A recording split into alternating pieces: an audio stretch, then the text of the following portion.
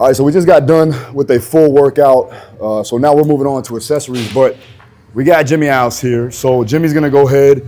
Jimmy's a black belt and obviously a stud. So what he's gonna do is show us 2 exercises for not only grapplers, jiu-jitsu practitioners, just anyone that wants to build up their biceps, but also keep their arms and their ligaments safe, right? So what we got? So that's the biggest thing that I want to touch on, is that commonly in jiu-jitsu, a lot of times people neglect the bicep work because you think about it as an aesthetic type of muscle, one that you want to pose in the mirror with.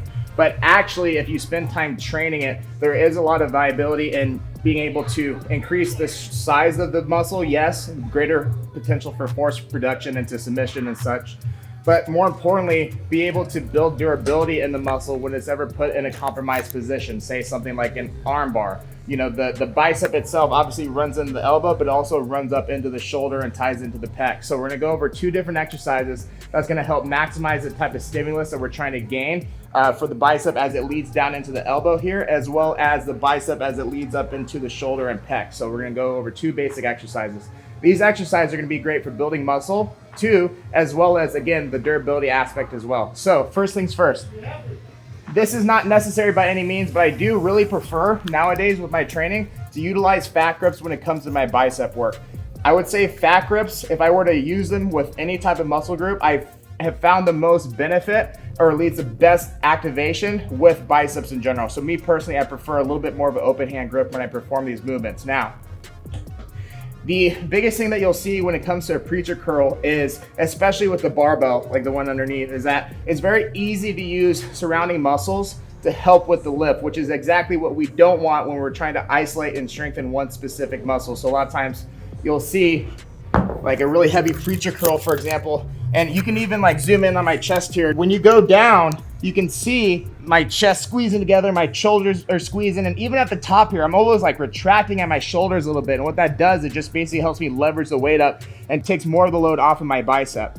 So that's why I prefer single arm movements, so that I'm able to open up my chest, get my chest, shoulders, and back more out of the equation and put more stress directly on the bicep itself.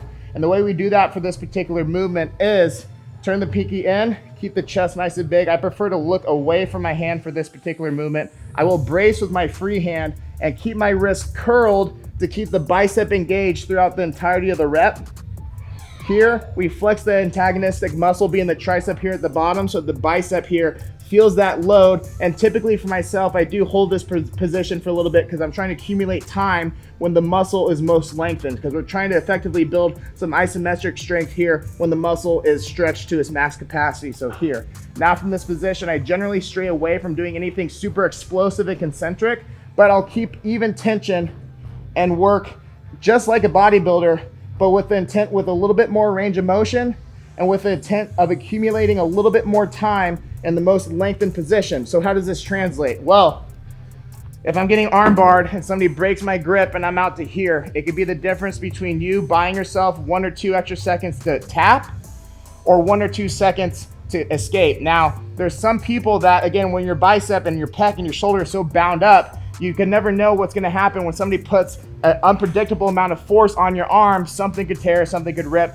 You want to prepare for the worst possible situation when it comes to grappling in particular. So again, a lot of times with stuff like this, a lot of times there's a bad stigma against curls in a full range of motion. But the important thing to really take into account here is that there's not going to be any dangerous lift that you can really think of. It's just a matter of, are you prepared to handle the load in that given atmosphere of the lift? So for this one in particular, I'm starting with literally 10 pounds. Some of you might find that doing 5 pounds for sets of 20 to 25 is a great starting point to be able to condition the muscle to be able to withstand heavier load and more volume as you progress this week to week to week. I've built this up to being able to do 80s for 2.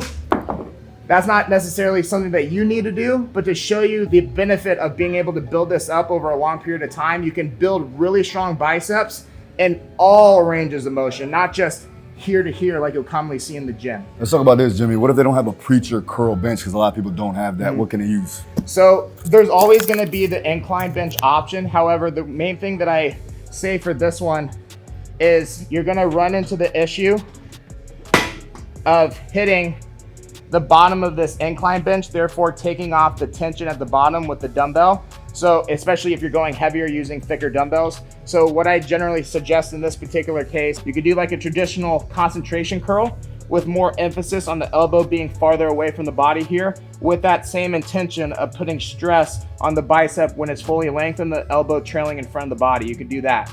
Another thing you can do is with this incline bench, let's say I set something such as a yoga block or my own fist or something that has a general level of comfortability to raise my elbow slightly to allow me to still maintain tension of the weight at the very end of this rep. That's going to be the most important part if you're going to use this to benefit you in your performance and or durability when it comes to grappling sports. So that's something to keep in mind, is that regardless of whatever type of station you use for this, we have to maintain tension at the end of this rep. We're really trying to build our in-range strength. The second exercise that I really like to utilize, this can be done with cables, it can be done on an incline bench, it can be done on a flat bench. There's various machines that you could probably find to do this as well, but this is gonna be what's gonna be referred to as like a full range of motion pec fly with the emphasis on staying within an in range for the mobility benefits, and again, building your capacity for strength and power within in ranges of motion, stuff that we don't normally think about when we're doing a lot of, say, partial range of motion stuff, or even just traditional range of motion type flies. Like even if I'm doing a fly, say more bodybuilding style, I have a slight bend in my arms, I'm going out for a decent stretch and I'm coming back to the top. Especially for dumbbells, the main benefit you're gonna get out of it from a tension standpoint is gonna be at the bottom. So for this one, if we're translating it into jiu-jitsu, what I try to focus on is A, keeping the weight really light, B, keeping my arms straight and allowing that weight to load my bicep as it leads into my elbow, my bicep as it leads up into my shoulder as it leads up into my pec. So there's like a triple whammy effect of the different benefits that you can gain from this singular exercise. Again, just like the bicep curl, I'm gonna start almost excessively light, especially when you're in the early stages of this, and especially if you've never really trained yourself this way before. With clients, I've had them do literally their own body weight if they have a injury, or if they're just really stiff, where they might just take their own arm weight and just be very intentful and tensioned and let the weight of their arms load themselves. That's a perfect starting point. It's really down to the individual. But if you are ready for weight, the biggest thing that I say here is A, again, keep the wrist curled, but keep your triceps flexed. And when you're going outward, try to make sure that your wrist stay in line with your shoulder like so, as opposed to letting it go down or letting it go too far up, just to keep even tension throughout your bicep, shoulder, and pec. So right here in this position is a great stretch. The thing that I want to kind of focus on here, I'm not passively stretching, so I'm not relaxing. I'm actively squeezing every single muscle that's allowing me to hold this position. Now, as far as in-range work is concerned, a traditional fly says I go all the way up to here. But again, with the dumbbells especially, you lose tension at the top, so there's not too much stimulus to gain from this. So instead, I'm gonna focus on keeping this in a lengthened partial range where I go to the very end of however far I can go without pain, hold this position for probably 3 seconds, squeeze through that until I feel the stretch sensation go away, and then I'm right back down in it. Now with this particular movement, I'm not necessarily trying to hit failure by any means. I'm more so just going for general activation and making sure that these muscles are staying in a stretched state for as long as possible. Again, accumulating time in an in range. So you have the benefit of loading the stretch, very similar to a lot of the stuff that Phil does. The benefit of loading a stretch position so that you're able to then open up to get the potential to add the range of motion, but then put strength behind it so that you can produce force if you ever have to, say, again, hold out for an arm bar in competition, hold out to tap so that they don't break your elbow, or potentially hold out so that you can hit a hitchhiker escape or what have you, or even do a human curl to bring your grip back together if you're strong enough to do that. You have potential to do all these various things when you start loading these various unpredictable, unconventional ranges of motion. Nice. I told you he's solid, man. Yeah, easy work. People don't got know. it from Phil. Phil. You don't talk. You get it from me. He had that shit. Every night I go home, No. I go to my room. Don't do that. Keep that in there too, by the way. Yeah. Keep that in. Hey, see that? Professional. I hit the notification bell on Phil's channel. It always pops up at 11:30 at night. Always when I'm home alone. But regardless, great content on the channel, Phil. Thank you so much for your opportunity. Brother, I love this guy. If you guys are in Austin, Texas, feel free to give me a shout out if you're in the area.